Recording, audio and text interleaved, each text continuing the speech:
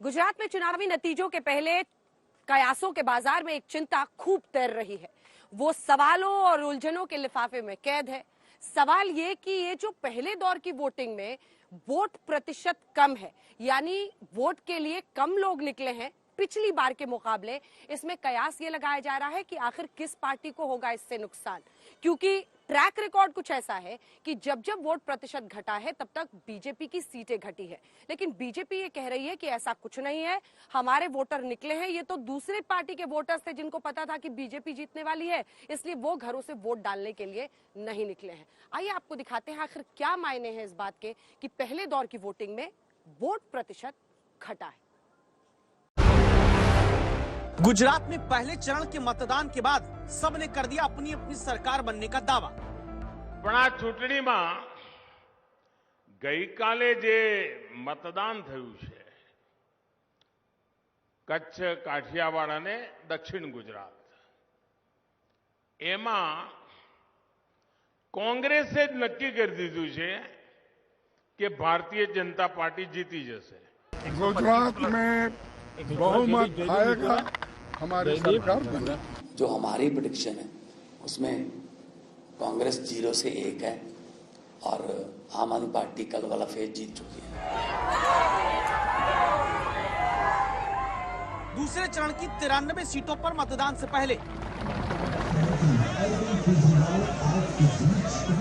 First phase की 89 सीटों पर हुई वोटिंग के आधार पर क्या ये दावे सच्चे हो सकते हैं?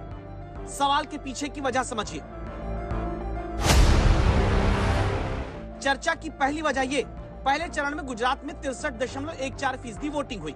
2017 में इन्हीं 89 सीटों पर पहले चरण में 66.75% मतदान हुआ, यानी पिछली बार के मुकाबले मतदान 3.61% घट गया।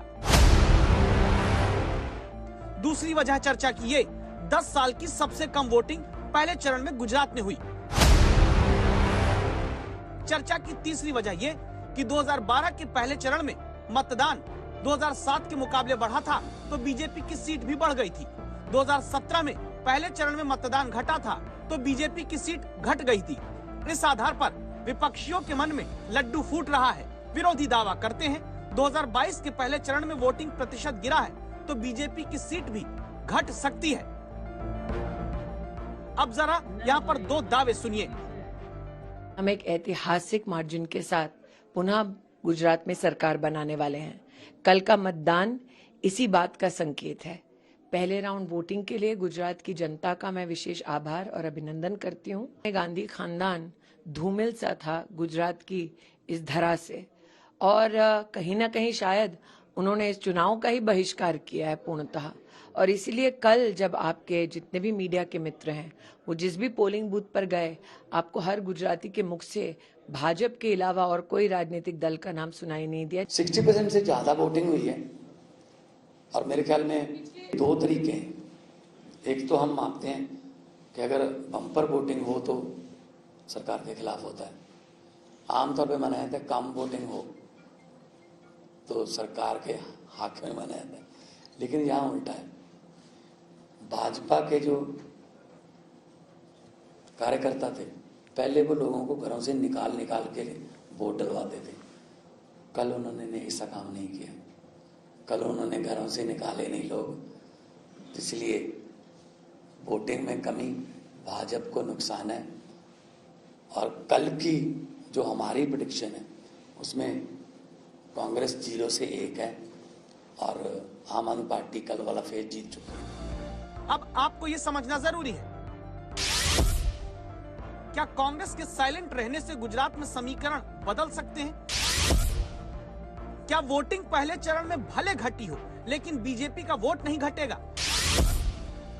क्या वोटिंग घटने का मतलब यह है कि आम आदमी पार्टी अंदर खाने कोई खेल कर सकती है? क्या गुजरात के चुनाव में न पक्ष के लिए बड़ी लहर है न विपक्ष के लिए बड़ा उत्साह? पहले चरण के मतदान के ठीक बाद और दूसरे चरण का प्रचार खत्म होने से 2 दिन पहले 24 घंटे के भीतर प्रधानमंत्री अहमदाबाद में 2 रोड शो करते हैं। गुरुवार को 50 किलोमीटर का, शुक्रवार को 10 किलोमीटर का। पहले चरण में घटे हुए मतदान के बाद नरेंद्र मोदी के लगातार 2 दिन रोड शो के राजनीतिक अर्थ को समझने के लिए आपको कुछ देर अपनी टीवी स्क्रीन पर गुजरात की चुनावी जमीन का कण-कण समझने वाले 2 राजनीतिक विश्लेषकों की बात सुननी जरूरी है। अजय उमत और चिंतन आचार्य आज आपको गुजरात के पहले चरण के घटे मतदान से बढ़े सवालों का जवाब देने जा रहे हैं।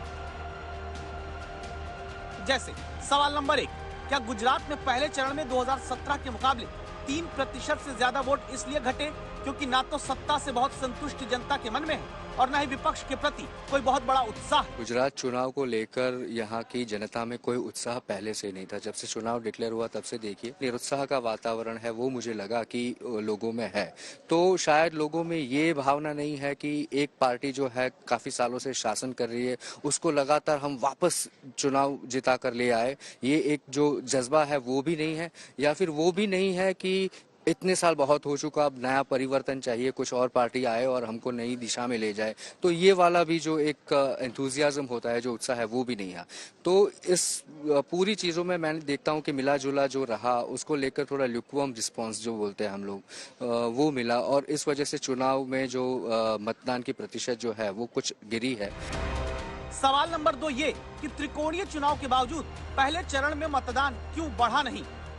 अगर आम आदमी पार्टी स्ट्रांग होती और एक एंटी इनकम्बेंसी की फीलिंग होती तो वोट शेयर बढ़ता, लेकिन आम आदमी पार्टी जो थी वो सौराष्ट्र में ऐसा कुछ करिश्मा नहीं कर बताई। वोटर क्यों बाहर निकलेगा? अगर भारतीय जनता पार्टी को हराना है तो वोटर बाहर निकलेगा। Anti incumbency, anti establishment feeling है तो वोटर बाहर निकलेगा। वहां पर वोटर्स को रियलाइज हुआ कि कुछ करने से फायदा नहीं है। क्योंकि उदाहरण के रूप में देख लीजिए विजय भाई रूपाणी की कॉन्स्टिट्यूंसी, जहां से गवर्नर वजूभाई वाला चुनाव जीतते थे, वहां से नरेंद्र मोदी ने अपना पॉलिटिकल डेब्यू स्टार्ट किया था। उस कॉन्स्टिट्यूंसी में 10% वोटिंग कम है, लेकिन उसके बगल वाली सीट जहां ट्रायंगुलर फाइट है तो वहां वोट शेयर जो है वो करीब 5 से 7% ज्यादा है। सवाल नंबर 3 ये है कि 2017 में वोटिंग घटी तो बीजेपी की सीट घट गई थी। 2022 में पहले चरण में वोटिंग घटने से क्या कोई नुकसान हो सकता है?